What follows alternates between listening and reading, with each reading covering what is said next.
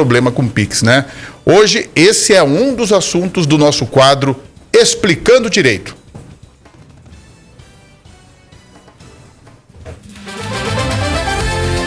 Vamos falar de direito.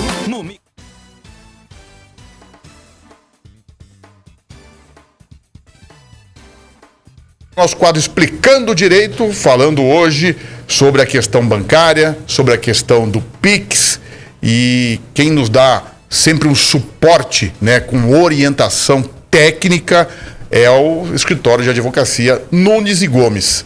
E hoje eu estou aqui com o advogado Elton Gomes, que vai nos ajudar a explicar para você essas questões relacionadas a banco. Elton, seja bem-vindo aqui à Massa. Bom dia Ginês, bom dia a Massa, a todos os ouvintes. É um prazer estar aqui e agradeço pelo convite. Nós que agradecemos por essa assessoria, digamos assim, né? Porque às vezes as pessoas têm dúvidas, mas não sabem interpretar, não sabem como fazer. Elton, quais os principais tipos de fraude envolvendo Pix hoje? Ginês, hoje os principais tipos de fraude envolvendo, o mais comum é a comercialização de veículos, né? Temos também o falso agente bancário que entra em contato com as pessoas se passando por funcionários do banco, e agora está em alta também o falso advogado, né? Que entra em contato com os clientes, eles analisam os processos e acabam pedindo algum tipo de dinheiro para liberar o andamento processual. Então está em alta também isso daí agora. Por exemplo, eu caí num golpe, né? Seja falso veículo, falso advogado, o pessoal é criativo, né? Criativo. E eu mandei um Pix, vamos por aí, R$1.000, R$500, 10 mil. A gente noticia isso aqui com muita frequência. Tem como rever esse dinheiro? Primeiro passo é comunicar o banco, né? Primeiro que você tem que comunicar o banco e registrar um boletim de ocorrência, para que isso você possa documentar, e o banco às vezes consegue bloquear o dinheiro que foi enviado e fazer o estorno, nos casos mais extremos, e o outro passo é entrar com um processo judicial para tentar reaver esse dinheiro que foi depositado de forma fraudulosa. Quando a pessoa entende que foi vítima de um golpe, mesmo sem o boletim de ocorrência, ela consegue, por exemplo, esse Pix foi para alguém, né? Ou para uma empresa, ou para uma pessoa física. É possível, comprovando que está errado, que não houve a negociação por meio de um processo, a chance de reaver o volume de dinheiro é bastante alta. Sim, mas se ela não registra o boletim de ocorrência, acaba que não tem ajuda da polícia para que possa comprovar a fraude, né? O banco, ele geralmente recomenda também o boletim de ocorrência para que ele tenha o intuito e a força de que aquilo dali foi de forma fraudulosa. Porque se não tem um boletim de ocorrência, às vezes ele entende que a relação de consumo é uma comercialização. Então o boletim de ocorrência acaba tendo a apuração dos fatos e comprovando de verdade a fraude. Então é o primeiro passo. O primeiro passo é registrar o boletim de ocorrência, mas antes do boletim de ocorrência é comunicar o banco para que o banco fique ciente que a pessoa caiu nessa fraude e que ele possa abrir um processo administrativo interno junto ao banco. Elton, você citou aí a questão do falso funcionário, por exemplo, em que a pessoa entrega dados por telefone. Também acontece muito, a gente vem acompanhando isso.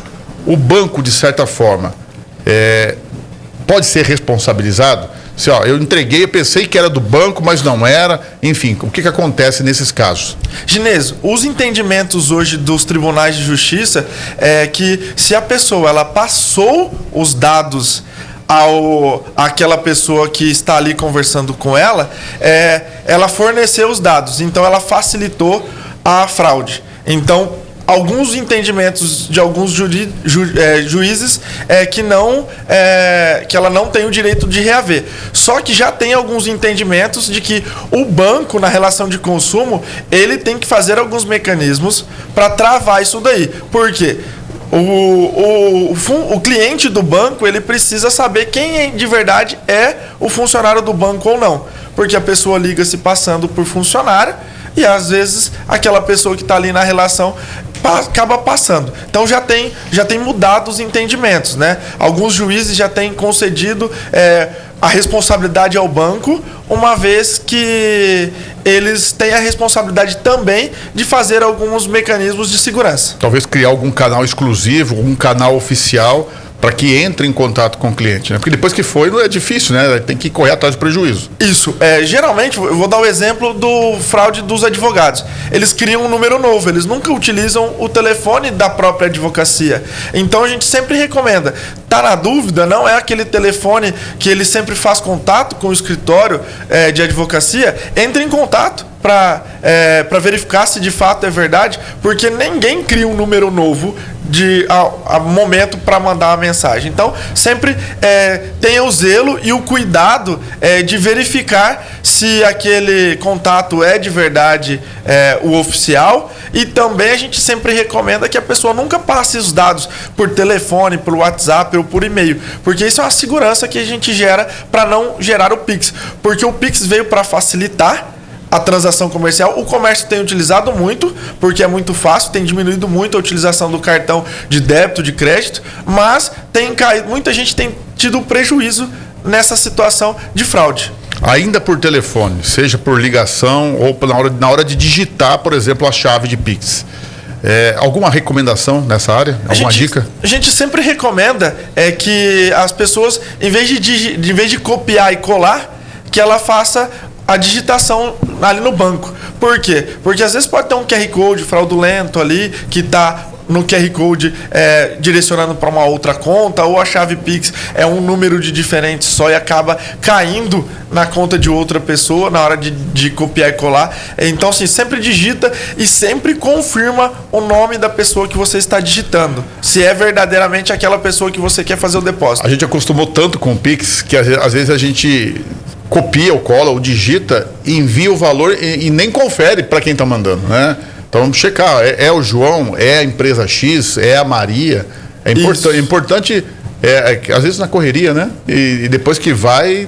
É que o Pix ele veio para facilitar, então ele é muito rápido. Então, uma vez que você enviou, para que você tenha, mesmo que seja errado, não seja fraudulento, você tem que comunicar ao banco, abrir uma reclamação no Banco Central para devolver o dinheiro. Não é fácil a devolução. Então, se ela enviou um Pix errado, pode ser que ela não estorne esse dinheiro de volta. E na questão da fraude, a gente tem todo o cuidado e sempre orienta. Entre em contato caso tenha o problema, entre em contato com a polícia, com o banco, e também procure um advogado especialista para que ele possa buscar uma ação judicial para reaver, ou a pessoa que recebeu devolver, ou ao banco que ressarça o prejuízo.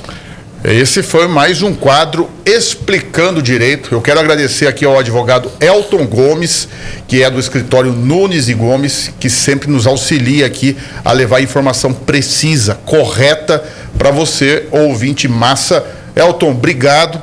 E a gente vai te incomodar mais vezes, viu? Estamos à disposição. Trazer mais notícias aqui para o pessoal da Massa. Obrigado a todos os ouvintes. Obrigado da Massa FM. Obrigado, Ginês, pela disposição. Estamos aí sempre para colaborar. Muito obrigado. E eu quero trazer mais informações para você que está ouvindo a Massa, que é do nosso portal. Você pode acompanhar o nosso destaque no rcn67.com.br, tá bom? Portal rcn67.com.br. Tá quase acabando nossa edição e hoje tem Cafezão da Massa. O pessoal da Quitutes já tá trazendo um Cafezão da Massa e a gente